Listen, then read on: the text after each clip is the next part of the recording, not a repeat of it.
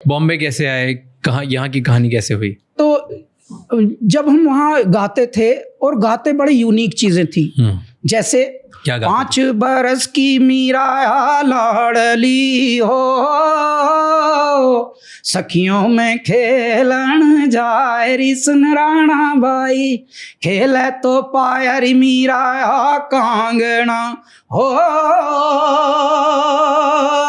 जी। काले काले नाग पिटारे राणा मूंदता, हो दिए मीरा जी के हाथ, हो दिए बहरागन के हाथ, ले खोल खुलैया मीरा देखती, ओवा में बैठे हैं जहरी नाग, मेरी लोलागी हर के ध्यान मैं जी। वाह, ये गाते थे और संत लोग नाचते थे। वाह। तो कुछ यूनिक बात थी, अलग शब्द थे, अलग पागलपन था, अलग बहुत passion अच्छा था। आते हो सर आप। तो साहब उसमें ये हुआ कि इस ढंग का गाने का एल्बम निकले।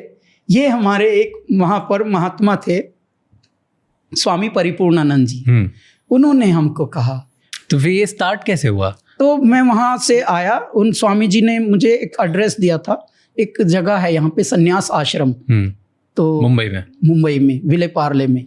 तो उन्होंने कहा कि ये इनसे मिलना, महामंडलेश्वर हैं वहाँ के, मेरे मित्र हैं, उनको पूछना और मेरी चिट्ठी दिखा के वो आपको रहने को देंगे जगह। तो मैं आ गया और वहाँ पे रह के अपना एल्बम बनाओ, जो भी गाते हो उसका एल्बम बनाओ। तो वो इंस्पिरेशन लेकर मैं आ गया और मैं वो चिट्ठी दिखाई मैंने महामंडलेश्वर जी को, उन्होंने मना कर दिया। मेरे पास तो प्लान भी था ही नहीं, ऑप्शन 2 तो लेके आया ही नहीं, उतना माइंड में हो ही नहीं बचपन से। तो वो सब हुआ। अब जब धरती सरक गई यहाँ आकर, दोपहर को तो वो मिले, सारा दिन कॉर्नर में बैठे रहे वहाँ संन्यास आश्रम के बैग वैग लेके अपने। उसके बाद जब मिले तो उन्होंने मना कर दिया। तो फिर भगवान से एक प्रश्न किया, परमात्मा अब फिर से झटके दे रहे हो, अब ये एक नया सिलसिला शुरू हुआ है, तो अब यहाँ पे नहीं, बैक टू बेसिक में आ गए। अब ये क्या है भगवान, कैसी दुनिया में आए हैं, ये है मुंबई, और कोई पता पूछो कि हरे रामा हरे कृष्णा मंदिर किधर है, आगे जाएगा तो एक बिल्डिंग गिरेगा, अब फिर उसके आगे जाएगा तो एक झाड़ गिरेगा, तो इतना कुछ गिर रहा है यार, तो तुझे पहले ही पता है, तू मुझे भेज क्यों रहा है? तो ये मन में आती थी सब चीज़ें। बहुत सारे कल्चर शॉक मिले यहाँ पर।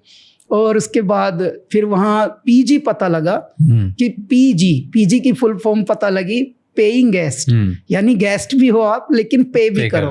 हम तो ऐसी कल्चर से आए नहीं थे, तो हम मन में सोच रहे यार ये कैसे गेस्ट है जो पे करके पे किया जा रहा है, जिनको बेचारों को कितना जलील कर रहे हैं यार, गेस्ट भी बोल रहे हैं और पे भी बोल रहे हैं कि पे भी कर दो। उस वक्त पागलपन की बुद्धि थी, समझ नहीं आता था। तो पीजी में हमको फिर एक जगह मिल गई, वहीं विले पार्ले में ही। साहब मैंने वहाँ 8-9 महीने काटे उस जगह, 50 रुपया रोज देना पड़ता था।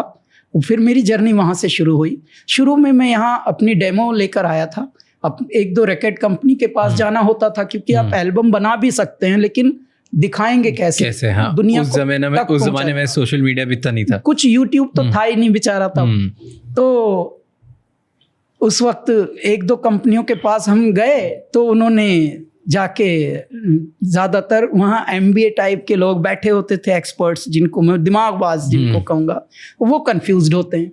दिमाग मतलब कंफ्यूज, क्योंकि वो क्लैरिटी में हो ही नहीं सकता, तभी वो दिमाग है।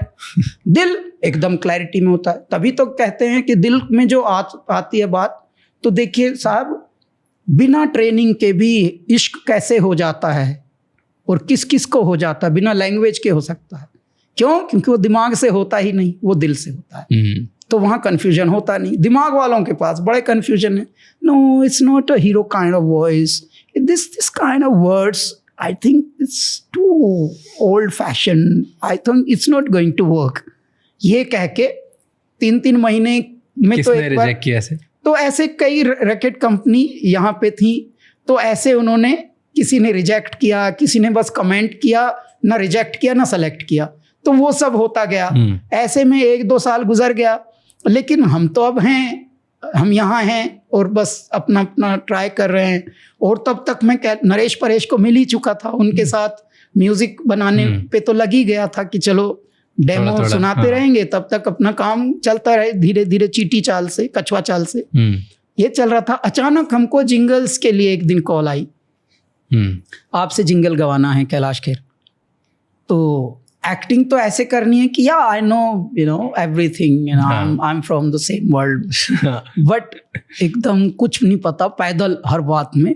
फिर धीरे से पहले हाँ कर दी, या I will come tomorrow and I will see you in this and that. ये जिंगल क्या होता है? तो उसने बोला अरे ये जो एड कमर्शियल्स होते हैं टीवी पे जो आते हैं, रेडियो पे, तो उनमें जो गाते हैं उसको जिंगल कहते हैं।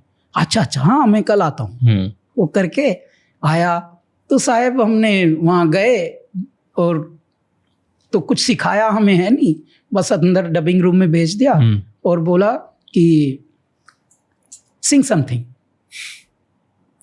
तो मन ही मन में सोच रहा हूँ भगवान, ये पहली बार कुछ कमर्शियल रिकॉर्डिंग मिली है, बिना सिखाए बोल रहे हैं सिंग समथिंग। फिल्म चल रही है, उस पे ऐश्वर्या राय थी और एक डायमंड चमकता जा रहा है। उस वक्त इतनी अकल भी नहीं थी कि कौन है स्क्रीन पे और क्या चमक रहा है।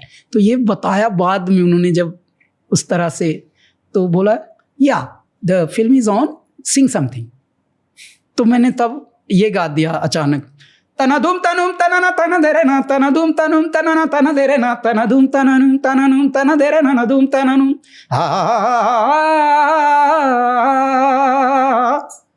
ये कर दिया तो अचानक वहां से कोई एक्सप्रेशन नहीं था कंट्रोल रूम से, बस या कम आउट, कोई रीटेक भी नहीं, कुछ नहीं। तो मन में आया बात बनी नहीं है, बाहर से बाहर ही निकल के जाऊंगा पोपट होने की बजाय, नहीं तो बेइज्जती होएगी।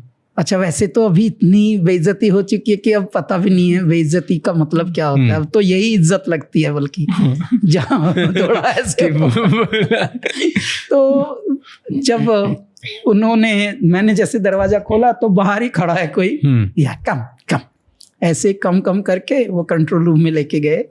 तो बस जैसे ही अंदर गए, wow man, what's your name, where are you from, what a voice man, what a texture, what a compose man, and one take, what a surprise man, where are you from।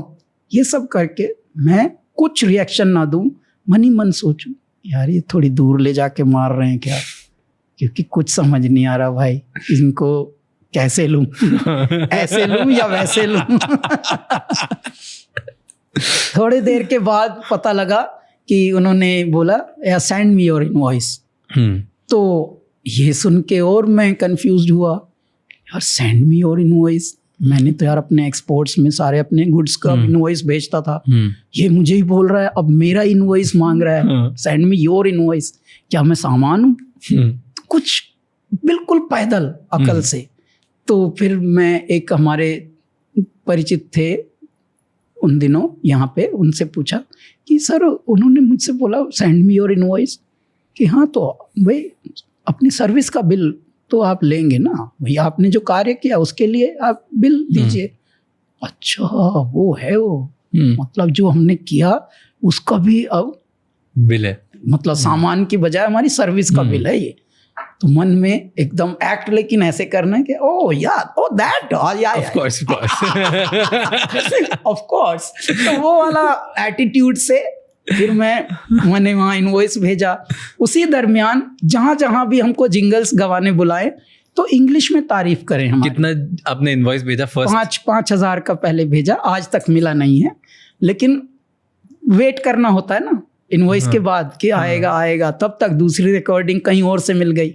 तो धीरे धीरे वाडवाग्नि की तरह बात फैल गई, जंगल की आग की तरह, कि कोई नया वॉइस है, थोड़ा रॉ है, थोड़ा हस्की सा है और थोड़ी कंपैशन सी दिखती है यार उसके वॉइस में। मतलब ये बिल्कुल जो रोजमर्रा की तरह नहीं है, रॉनेस है, एक रॉनेस है, एक थोड़ा अलग उसमें एक है। तो बात तो वैसा करके दूसरी एक रिकॉर्डिंग मिली जब वहाँ गए तो वहाँ भी इंग्लिश में पहले से बोल रहे, या I have heard man his voice is this and that, you know it's so very, I have heard the track man what he sang। तो ये मैं सुन रहा था ऐसे चुप, उन दिनों में हंसता भी कम था और चुप सुन रहा हूँ, अंग्रेजी में मेरी ही तारीफ चल रही है। तो मैंने इस बार 2000 एक्स्ट्रा बढ़ा दिए इनवॉइस में, 7000 कर दिए, 7000 कर दिए। तो ऐसे धीरे धीरे हम करते करते एक बार उन्हीं दिनों में हमें 3-4 महीने के अंदर अंदर बॉम्बे डाइंग का एक जिंगल मिल गया। और वो जब खुश हो रहे थे, ज़्यादा ही तारीफ भी चल रही थी, तो मैंने भगवान का नाम लेके 20,000 कर दिया। यार ये कुछ बड़ा काम है, लगता है मेरे दाता बस डांट ना पड़े, काम हो जाए। 20,000 का इनवॉइस बनाया साहब, वो इन कैश हो गया। उसके बाद मैं फिर पीजी से 1 BHK में मूव हुआ, वहाँ से हमारी ज़िंदगी चली। इसी जिंगल की ही दुनिया में अचानक हमको एक दिन कॉल आया कि कैलाश खेर, या मैं विशाल बोल रहा हूँ और मुझे आपसे गाना गवाना है। तो मैंने नाम जितने सुने थे, विशाल भारद्वाज बोल रहे हैं आप? कि नहीं हम विशाल शेखर नाम से करते हैं और मैं उसमें से विशाल बोल रहा हूँ और आपसे हमें एक फिल्म का गाना गवाना है, तो आप कल आ सकते हैं? हाँ जी आ सकते हैं। गए हम, तो वो गाना था अल्लाह के बंदे। हमने डेमो सुना और उसके बाद अगले दिन उसका फ़ोन आया कि आप कितना फीस लेते हैं? तो मेरे मुख से निकला 50,000। तो एकदम, डूड हैव यू एवर संग एनी फिल्म सॉन्ग? तो उनका नहीं, गाया तो नहीं है। Dude, even A-lister singers like Sonu Nigam, like Udit Narayan, they charge only 10 grand. हाँ उतना ही दे देना। तो ऐसे हम दिमागबाज हुए धीरे धीरे। तो वो हुआ। फिर जब हमने पता किया कि ये फिल्म का नाम क्या है, फिल्म का नाम है वैसा भी होता है पार्ट 2। तो डाउट हुआ थोड़ा कि नहीं ये चूरन दे रहे हैं, ऐसी कोई फिल्म होती है ये पार्ट 2, पार्ट 1 कब आया है? तो ऐसा मन में चल रहा था। लेकिन फिर अरे कोई नहीं, जो मर्जी हो, फिल्मी दुनिया तो नकली दुनिया है, तो क्या पता फुद्दू बना रहे हो किसी को, अपने को तो 10,000 मिलेंगे, बस हो गया, गाना गा के आ जाओ। बस ये हुआ। वो गाना गाया। गाना उन्हीं का था? गाना सब उनका था? आपने गाया? हाँ हमने गाया बस। लिखा हुआ और कंपोज करा हुआ पहले से? विशाल का था जी, विशाल शेखर का म्यूजिक विशाल ने लिखा था और हमको गाना था। 10,000 चुपचाप अंटी में लिए। और ऐसा लगता था उन दिनों, भगवान मैं कमा सकता हूँ, म्यूजिक से भी कमा सकता हूँ। और मतलब उन दिनों भी मन में ये चलता था, भगवान यदि मैं खुश रहता हूँ और खुश रहने से दुनिया भी खुश रहती है, और आप उसके बदले में पैसे भी भिजवा देते हो थोड़े, ये कितनी प्यारी दुनिया में अचानक मुझे आपने एंट्री दे दी।